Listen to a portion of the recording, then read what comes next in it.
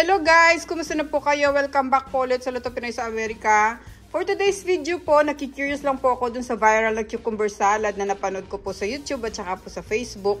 Ay gusto ko po siyang subukan kasi mahilig po ako sa mga salad-salad. So ito po yung mga kailangan na sangkap na nakita ko po doon.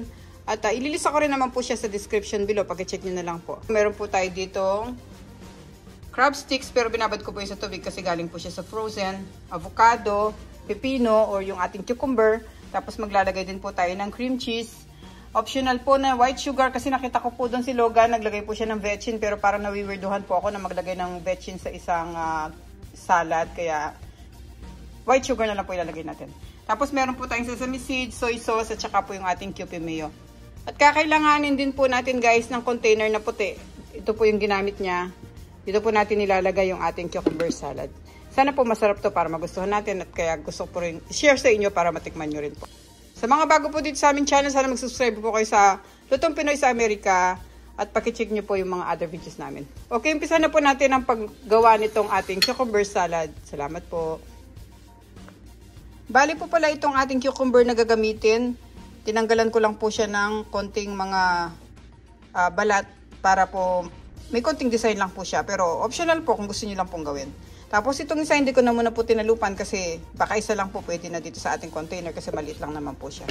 Okay guys, umpisa na po natin ang ating paggawa ng ating cucumber salad.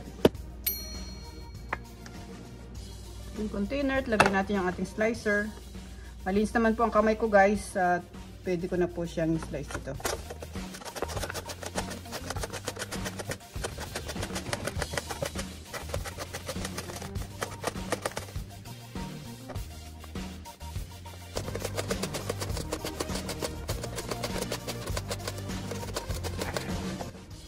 Yan guys, ito na siya, na-slice na natin. Parang mas maganda siguro kung gagamit na lang tayo ng kutsilyo para pang slice ng ating cucumber kasi medyo mahirap dun sa slicer. Okay, tapos lagyan na natin siya ng ibang mga sangkap. Lagay po natin yung ating crab sticks.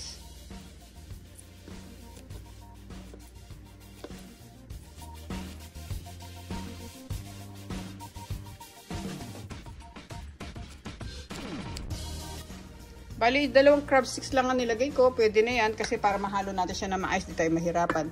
Nilagyan na natin siya ng avocado. Yung avocado natin.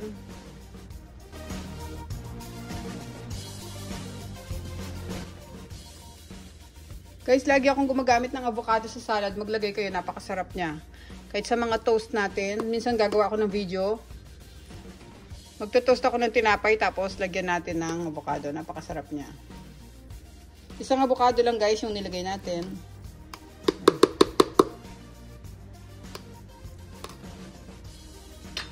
Tapos lagyan na natin siya ng cream cheese.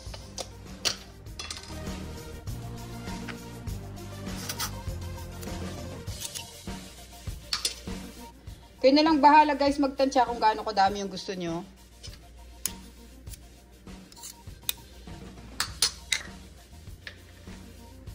Lagyan natin ng sesame seeds, Kewpie mayo,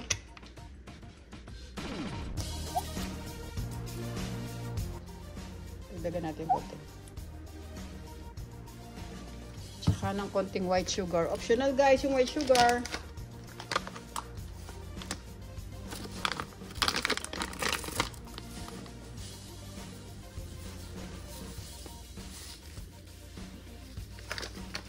Konti lang.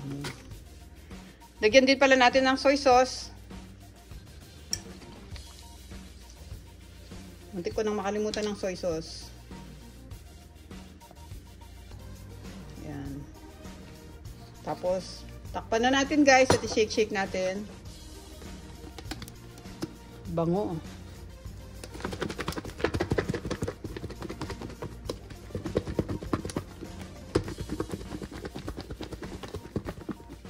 Kaya lasa to.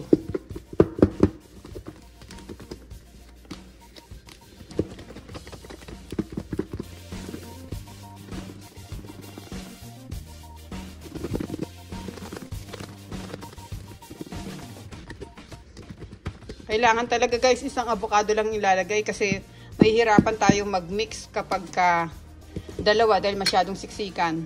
So ito, nahalo na natin siya na maayos. Buksan natin. Moment of truth. Tingnan natin kung masarap siya.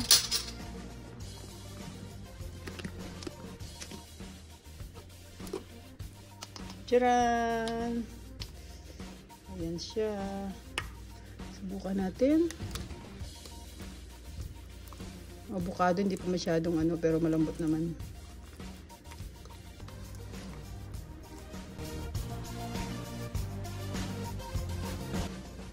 Guys, so. Try natin. Dali, nalalaglag.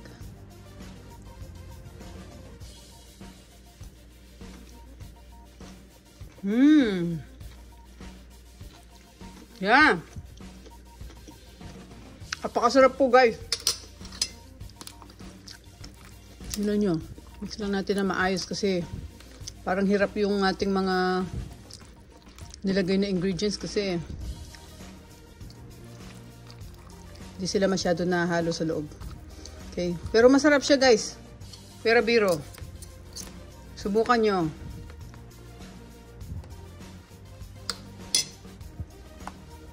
Isa pa.